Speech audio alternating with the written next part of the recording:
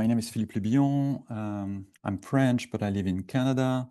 I've worked on resource sectors for a long time, mostly regarding the kind of political economy and political ecology of war.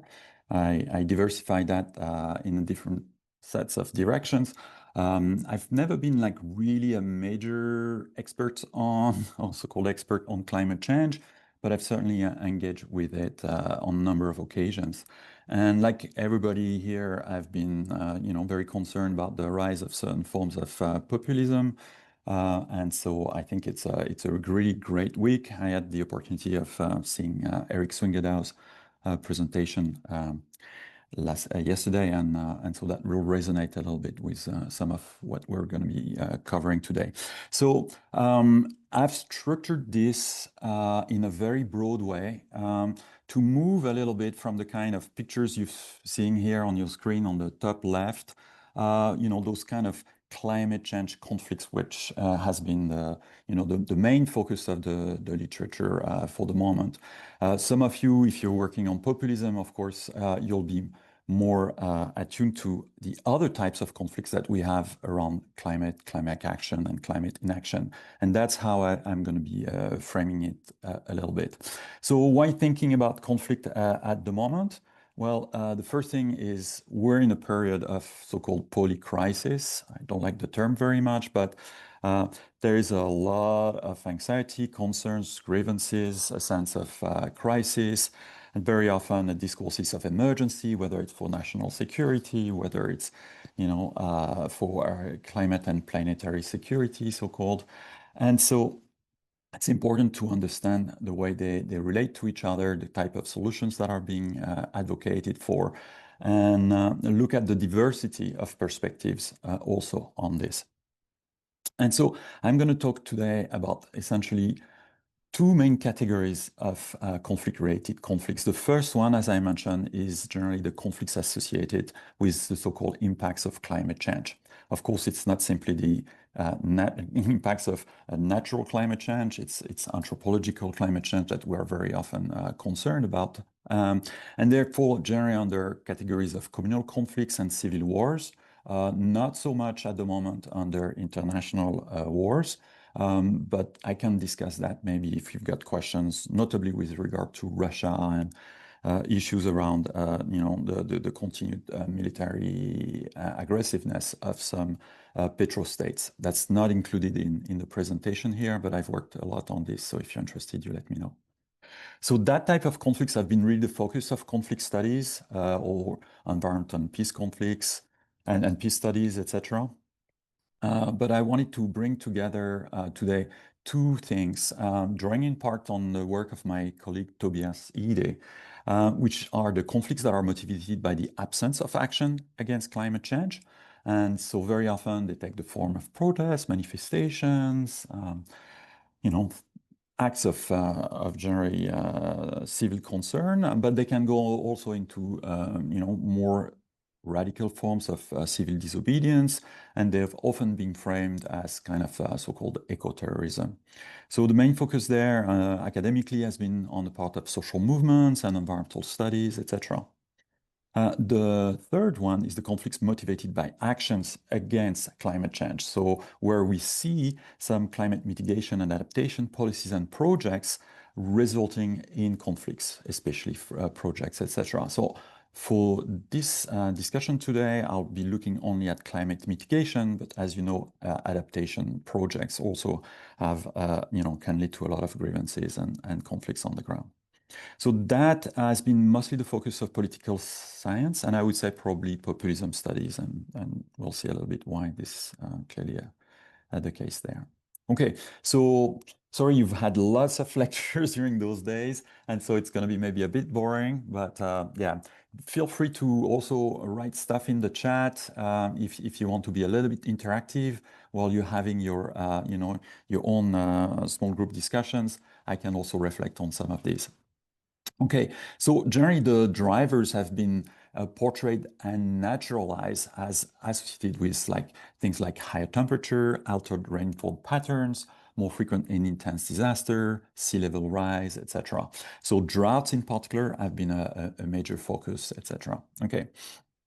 I add to this shifts in resources, so grassland seasonality, basically seasonalities that help to regiment a little bit the rhythm of life in between, for example, pastoralist and agriculturalist, etc. Things that you may be less aware of, for example, but there's also like fish migrations. Every fish species has a temperature range that they like, and that support their activities, and so they'll migrate as temperature warm up or cool down, and so that can lead to fishing conflicts, for example. So generally, the mechanisms that have linked climate and conflict have been seen as increased competition over land, water, resources, and often these are associated with, intergroup tensions, often because livelihoods are tied with particular group identities. And the livelihood loss are leading to poverty, marginalization, sometimes displacement. There's a lot around, climate migrants, of course.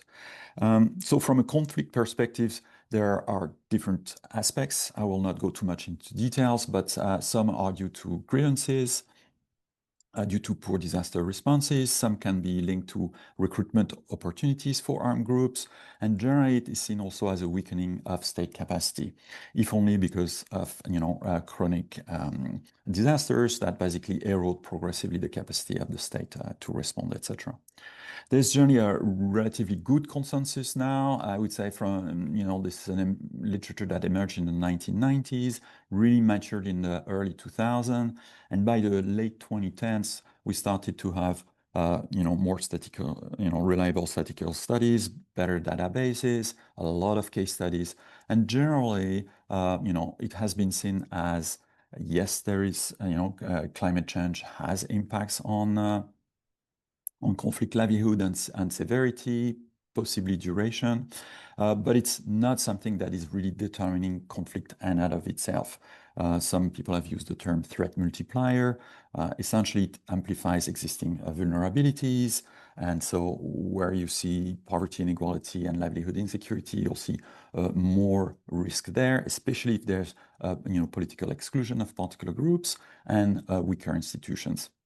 And so the types of conflicts that have been observed are generally nonviolent protests that are along social, ethnic, or political lines, civil wars, especially rebels against state forces, communal violence, farmers and herders in the Sahel in particular, and interstate conflicts, but very much limited, though we'll talk about it very briefly in terms of climate action. Okay, so some of the key conflicts that have been studied is the recurring droughts that in particular had a nasty effect on mostly Shiite communities in Syria and would have been part of the lead up to the Syrian civil war. Of course, this is by far not the only factor, but it would have been an aggravating one. So there's been lots of debates around that, whether that could be attributed or not.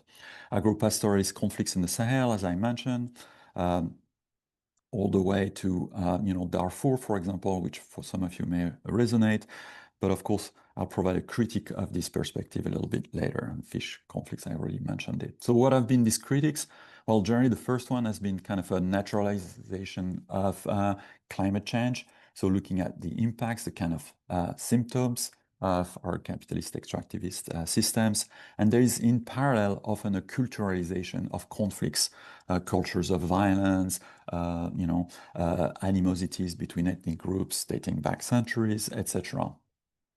That has led very often to a kind of securitization with a militarized response, a lot of emphasis on demographic factors, etc. What it has done also is generally depoliticize the inequalities that are at play in those countries, the kind of colonial legacies that have led to the type of property rights or absence of property rights, the type of extractivist legislation that is in place, and also the greenhouse gas emission responsibilities that the global north has had. Very often those conflicts take place and affect populations in the global south, which are the least responsible for what has happened. And so you've heard that many times, but that's very much one in which it works. At the same time,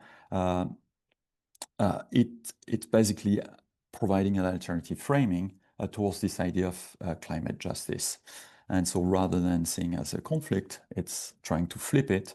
And so, those conflicts should be seen as a call for justice rather than a call for a militarized protection from, northern societies against those climate and conflict migrants, as I mentioned a little bit later. So when we look at the links with populism, there are some that are at domestic level. So often you can see a populist identity manipulation along ethnic lines. Okay, and so very often herders have been portrayed in that way, nomadic populations, etc. And that can lead to conflict escalation when the governments start to legitimate, violence against those groups, provide weapons, organize militias, etc., etc. And in the global north, there generally tends to be a fears of mass climate conflict migrants and a kind of anti-immigration agenda. So a friend of mine, for example, in Norway, did a study, a natural experiment with Norwegian population, and people who were more exposed to information around climate migration tended, rather than saying, oh, it's a real problem, it's reoccurring for sure, and we should do something about it. Essentially, the idea was there was greater fear of migration, in particular because of the sheer number that such a systemic, global problem could have. Okay, so let me now move to the second category of climate conflicts, which is the climate inaction conflicts. And so for some of you, that's the ones you probably have participated in. That's been my case for a number of occasions. So it's essentially, people clamoring for more action on climate. And they do so in very different ways that, generally we would not recognize as conflicts per se, but they go through institutions. They can be about voting. They can be about calls for legislative changes, etc. But they can move into more proactive actions and things that are seen as more like kind of open conflicts. So what are the drivers? There are essentially concerns for current and future impacts of climate change.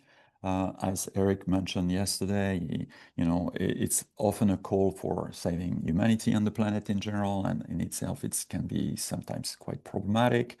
Very often, the people participate in the protest also have a relatively privileged background, and so it's relatively easy to frame them as essentially privileged elites, not being too preoccupied with the immediate concerns of some of the other population. But of course, they have nonetheless a very valid cause to pursue. A focus has been, the continued operation of fossil fuel companies and other major emission sources, as well as the infrastructure of capitalism that sustains it.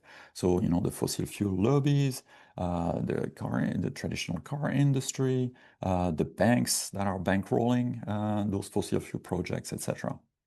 So the inaction of governments, of course, is part of it. The rejection of historic responsibilities very often, as well as the continued behavior of consumer that is being denounced. So the mechanisms are kind of grievances and frustrations.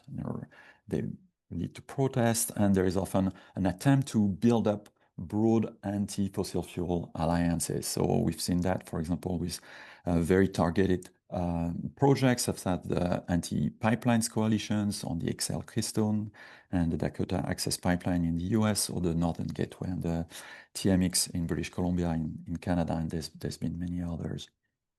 At the moment, for some of you know, there's also a kind of an attempt to bring about a fossil fuel anti-proliferation treaty, and a number of efforts being done to cut fossil fuel production in a very proactive way.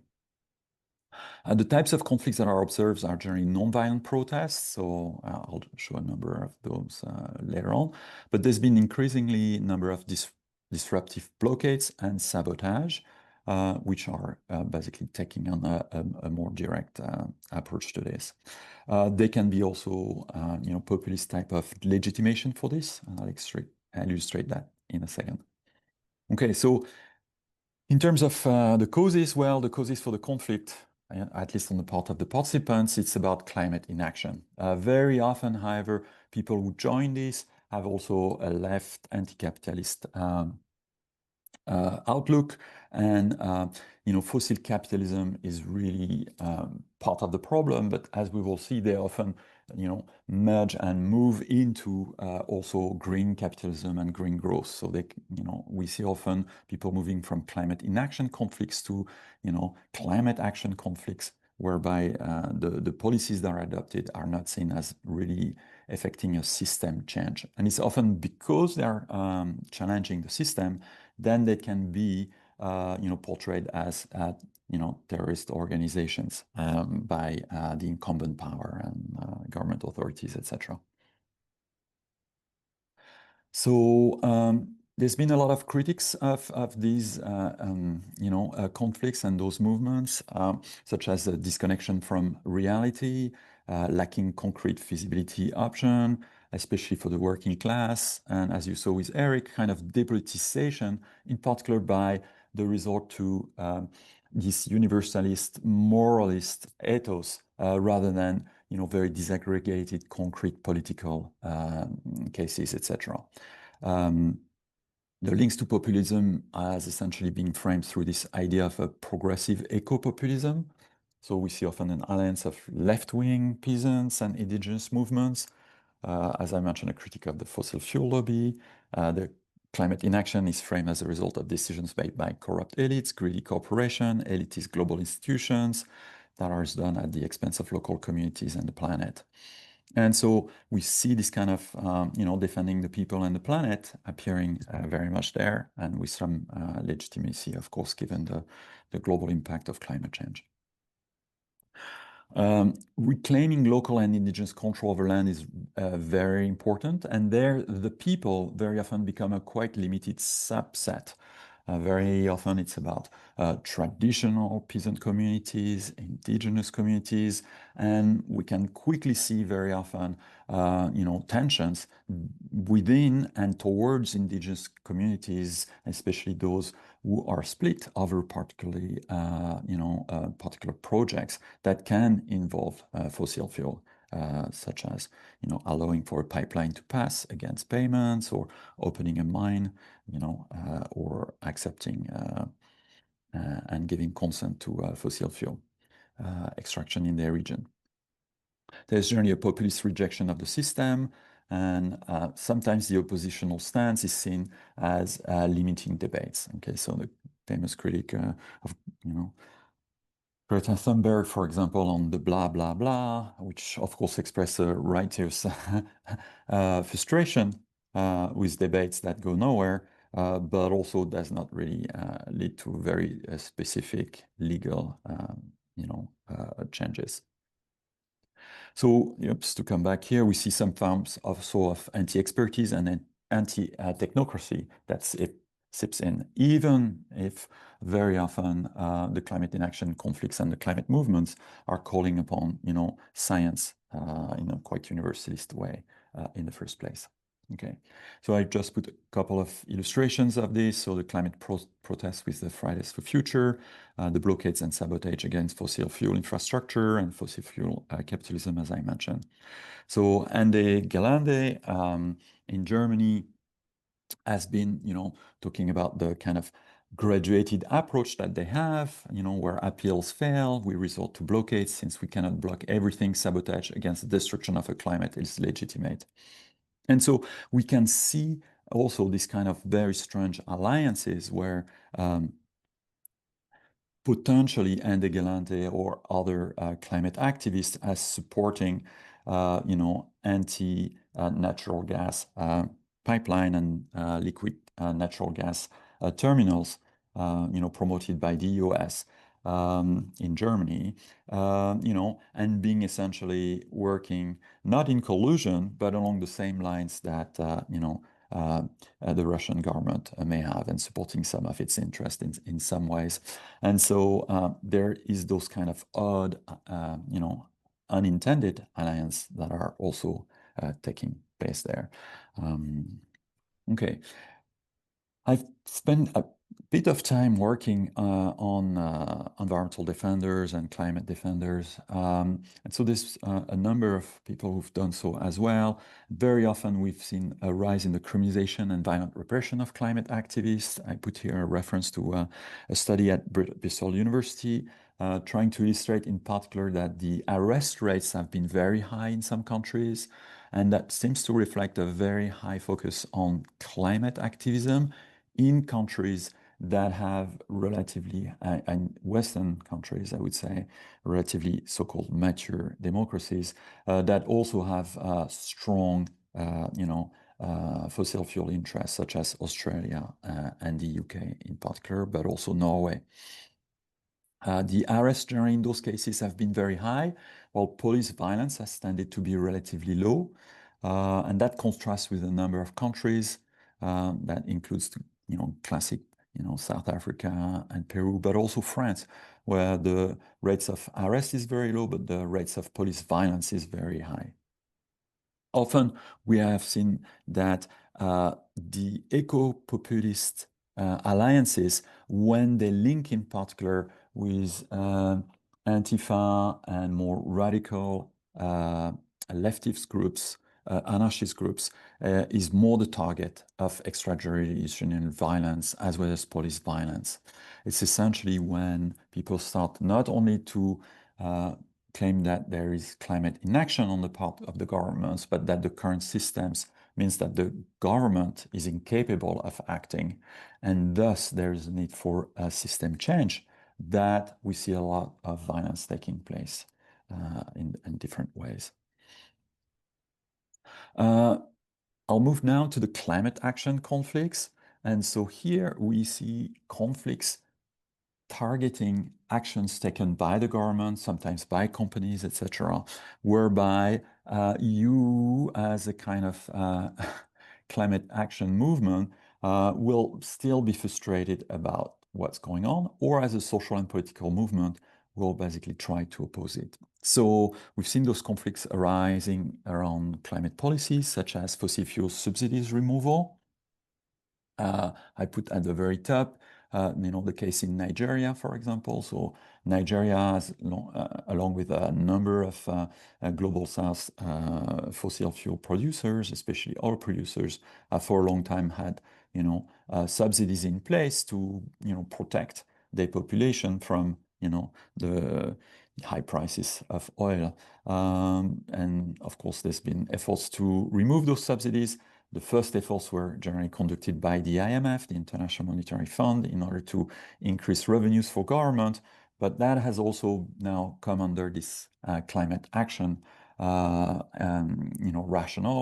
trying to, green the energy system in those countries. But of course, many people see it as kind of anti-poor, even if we know that generally fossil fuel subsidies, especially, oil and gas and diesel to some extent, generally support more the upper classes than the lower classes.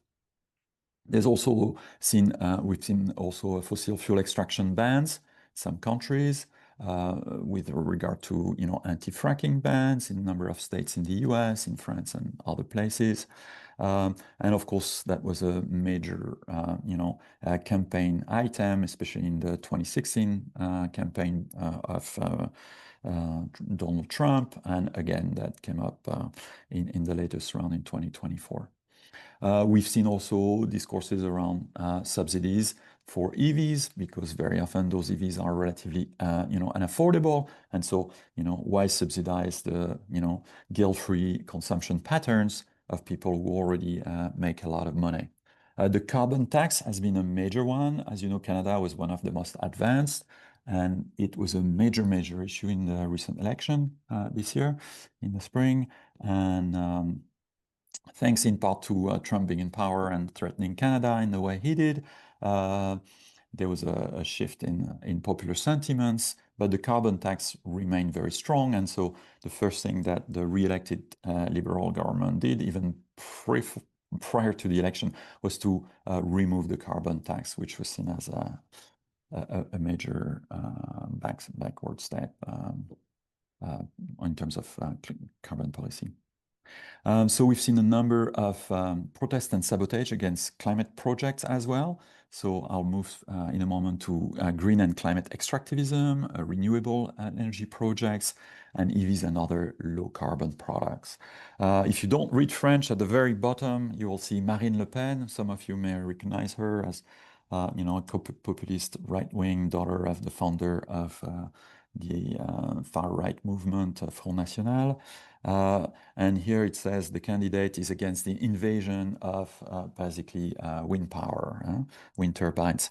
And so she is there in Brittany, in actually my home village, where we had a wind turbine, an offshore wind turbine project run by a relatively corrupt energy company, or at least a company that has come under allegations. And she was siding with the local fishermen were very unhappy about it. So it was a complicated matter, but essentially she saw an opportune move to side with the little people, as in the same way as the coal workers of the Appalachians, kind of an embodiment of the American working class. This is a little bit the same for the Breton fishers in France. And so what we have seen, and that will be a little bit of a focus here, is rising class struggles under green capitalism, which have opened ways for populist type of discourse to emerge. And so to reiterate, we see a kind of two main categories. One is a critique of green liberalism, which puts a lot of focus on individual responsibility. And so if we look at it from a kind of class struggle perspective, it's about the demise of the still carbonized class, the so-called, for example, little people of the diesel, people who still have to rely on, more polluting, lower consumption vehicles, but can't afford electric ones or cannot access public transportation because they live in peri-urban or rural areas. And these people are seeing basically engaged in a class struggles, again, a green privilege class that has two components: the ultra carbonized class, which are the people who, promote these green economies but fly in private jets, if you want, and the decarbonized class, which are people who can afford all these, electrified goodies that are important to the transition. Don't take me wrong, okay? And the second one is against green extractivism. So here it's pushing back against the so-called extractivist imperative. So the demise of the uncarbonized class through dispossession and pollution, whereby rural communities in particular see the impact of opening of new mines, power lines, etc., etc. All these kind of infrastructure that is associated with the so-called green transition and decarbonization. And so green extractivism comes under a number of critiques. The first one is that it frames the climate crisis as resolvable through resource-intensive technological fixes. It reinforms the developmentalist ethos based on the pursuit of limitless, now green growth. It reproduces colonial forms of subjectivization and appropriation. It's particular the so-called green sacrifice zones and population. It legitimizes destructive modes of production and modalities of life. It unfairly distributes the costs and benefits of climate change mitigation. And it prevents but also provokes more radical climate crisis politics and progressive socio-environmental movements. So a number of people have tried to look into that and map out, for example, the likely green sacrifice zones. And the critics are being backed by data. So about 70% of the energy transition mineral projects, for example, are near land that are kind of can be qualified as associated with indigenous people or traditional peasants, etc. And so what we're seeing is, growth in the conflicts over low carbon energy projects at the moment that will likely, supersede the ones for high carbon energy projects. We do observe lower levels of criminalization, but there's still a number of killings taking place, and Global Witness, an organization I work with, has documented this. And so we've seen, conflicts around lithium, for example, especially in the Andes, areas that are extremely dry, where the natural, so-called natural process of refining lithium is to let the salted brines to evaporate.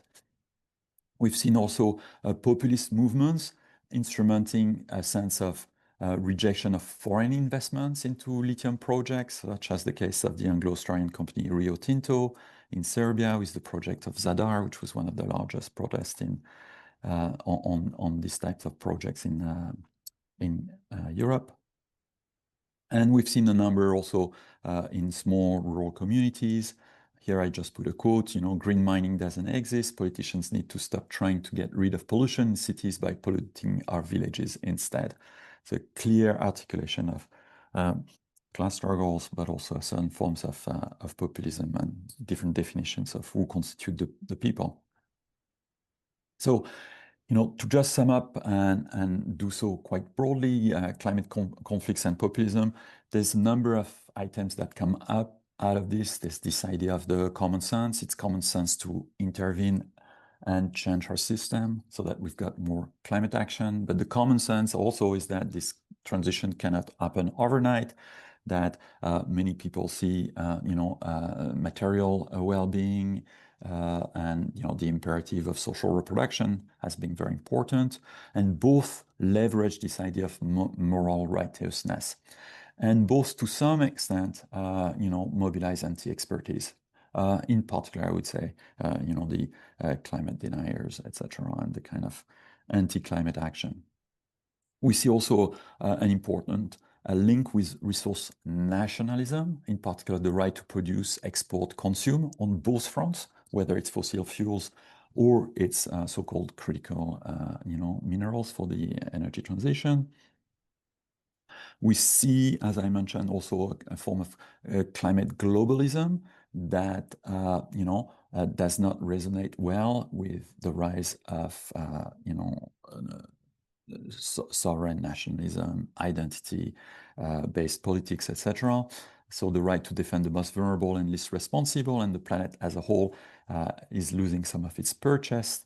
And very often we see now class-based conflicts with the right to cheaper high and low carbon products. And I think, of course, all the mayhem around Tesla was very much articulating the complexities of this, but that's not something I've dwelt in much details, and that's a good point for further research. Okay, so I've put a number of resources here around climatization and repression of climate and environmental activism, as I mentioned. Populism and Anti-Populism in Climate Politics by Hoek Denman. Marwa Daoudi has done a good overview of key cases and the literature on rethinking the climate conflict nexus. I've put a piece that may be of some interest to you around green transitions, necropolitics, and class-based struggles, where you can refer in particular also to the work of Matt Huber, which has really tried to leverage this idea of climate action as class warfare. And as I mentioned at the beginning of this talk, the framing of this presentation very much echoes the work of Tobias Ide on rethinking climate conflicts and the role of climate action and inaction. So I will leave it here. I will read, there is one entry in the chat, and I don't know if I can join the different groups or if I'll just regroup at the end, and we can have questions for discussions. Thank you very much.